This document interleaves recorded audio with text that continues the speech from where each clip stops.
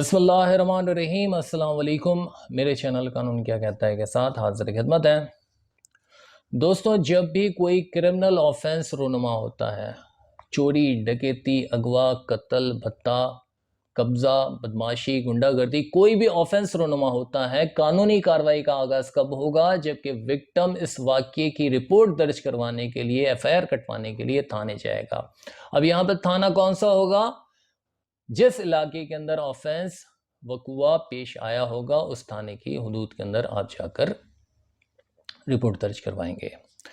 मिसाल के तौर पर अगर आपके साथ खुदा न खास्ता कोई वाक़या, कोई ऐसा ऑफेंस रूनुमा होता है, आप हिम्मत करते हैं कल्प्रिट्स के खिलाफ, गिल्टी पर्सन के खिलाफ, आप थाने जाते हैं रिपोर्ट लिखवाने के लिए, एफआईआर दर्ज करवाने के लिए। आप एक आम शख्स हैं, कानून से मुतालिक आपकी ज़्यादा समझ नहीं है।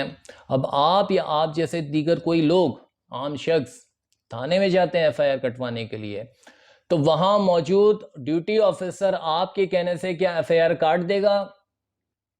नहीं, वो आपके कहने से या आपकी तशरीफ आवरी लेकर आने से एफआईआर नहीं काटेगा, बल्कि वो उल्टा आपसे इंक्वायरी करेगा कि वाक़या कहाँ पर हुआ है, कितने बजे हुआ है, आप वहाँ पे क्या कर रहे थे, आपके पास कोई गवाह मौजूद है, या आपके कहने से मैं किसी के खिलाफ क्यों एफआईआर काट दूँ, ऐसे दीगर ऐसे सवालात करेगा जिसको सुनकर आप वहाँ से उठेंगे और भाग जाएंगे।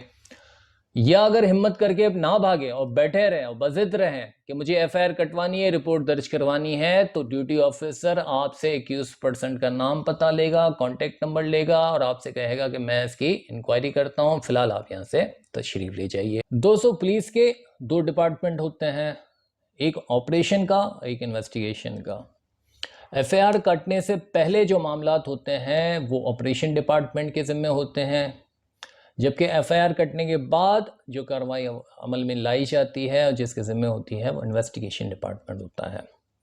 अब ऑपरेशन डिपार्टमेंट का क्या काम होता है कि जब भी कोई कंप्लेनेंट थाने आता है, ड्यूटी ऑफिसर के पास अपनी कंप्लेंट लिखवाता है, ड्यूटी ऑफिसर ये मुतय्यन करता है कि कंप्लेनेंट की कंप्लेंट या वाक़या जिस इलाके में वो बता रहा है, वो जगह, वो इलाका उस थाने की हदूद में आता है या नहीं आता, और अगर जो ऑफेंस वो बता रहा है, वो वाक़या बता रहा है, उस इलाके की हदूद में आता है, तो वो ड्यूटी बाउंड है कि कंप्लेनेंट की कंप्लेंट अगर कॉग्निजेबल ऑफेंस है तो ज़ेर दफ़ा 154 इसकी एफआईआर काटे, और अगर नॉन कॉग्निजेबल ऑफेंस है तो ज़ेर दफ़ा 155 सीआरपीसी इसकी एंट्री रोजनामचे में दर्ज करें।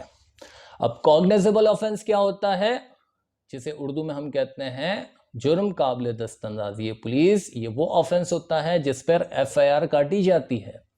और नॉन कॉग्निजेबल ऑफेंस क्या होता है, जिसे उर्दू में हम कहते हैं जुर्म नाकाबिल दस्तंदाज़ी पुलिस, इस पर एफआईआर नहीं काटी जाती, लेकिन इसकी एंट्री रोजनामचे में दर्ज की जाती है ज़ेर दफ़ा 155 सीआरपीसी। ड्यूटी ऑफिसर का ताल्लुक ऑपरेशन डिपार्टमेंट से होता है, जिसका काम सिर्फ ये होता है कि जब भी कंप्लेनेंट आए, वाक़या बयान करे, ये मुतय्यन करे कि वो जगह जिस जगह पे वाक़या हुआ है इस थाने की हदूद में आता है या नहीं आता, और अगर ये वक़ुआ थाने की हदूद में आता है, कॉग्निजेबल ऑफेंस का वक़ुआ है, तो इस पर एफआईआर काटी जाएगी, नॉन कॉग्निजेबल ऑफेंस का वक़ुआ है तो इसकी एंट्री रोजनामचा एंट्री में पास की जाएगी। लेकिन जब आप थाने जाते हैं, ड्यूटी ऑफिसर से वाक़ये से मुतालिक बयान देते हैं, स्टेटमेंट देते हैं, तो वो इन्वेस्टिगेशन शुरू कर देता है, जो उसकी ड्यूटी नहीं है, वो इन्वेस्टिगेशन डिपार्टमेंट का काम है।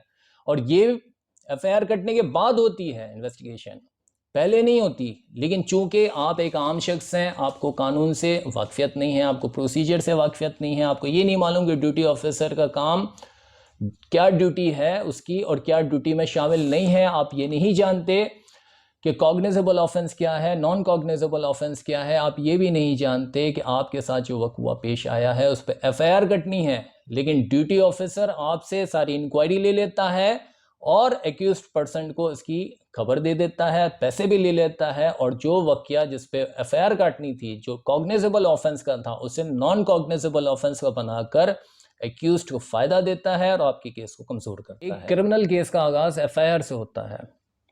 कौन सी दिफात का शामिल किया जाना एफआईआर के अंदर? एफआईआर को मजबूत करेगा, और कौन सी दफात का शामिल किया जाना एफआईआर के अंदर एफआईआर को कमज़ोर करेगा, ये एक आम शख्स नहीं जानता। और वो ये भी नहीं जानता कि वक़ुए को एफआईआर के अंदर लिखवाना कैसे है, उन वाक़यात का या उन बातों का जिक्र करना एफआईआर के अंदर जिसे आप आगे चलकर केस में साबित ही ना कर पाएँ, आपके हक़ में लिखवाना ये बेहतर नहीं रहेगा बल्कि आपके खिलाफ जाएगा।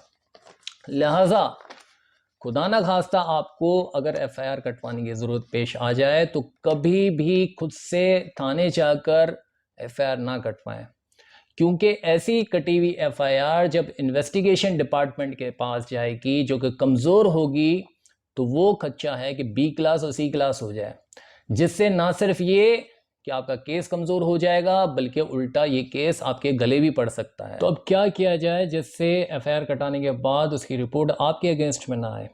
हमेशा पर्चा कटाने से पहले अदालत का हुक्म हासिल किया जाए। एक पेटिशन दाखिल कीजिए अदालत के अंदर, जो 22A की पेटिशन होती है वकील के थ्रू दाखिल की जाती है, जिससे अदालत का हुक्म हासिल किया जाता है एफआईआर कटवाने के लिए।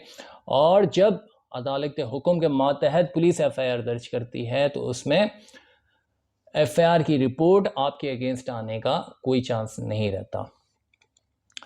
आने वाली वीडियो में इंशाल्लाह हम बात करेंगे एफआईआर कटने के बाद की कार्रवाइयों का, ए क्लास, बी क्लास, सी क्लास क्या होती है, पुलिस का चालान क्या होता है, रिपोर्ट क्या होती है, इस हवाले से गुफ्तगू करेंगे।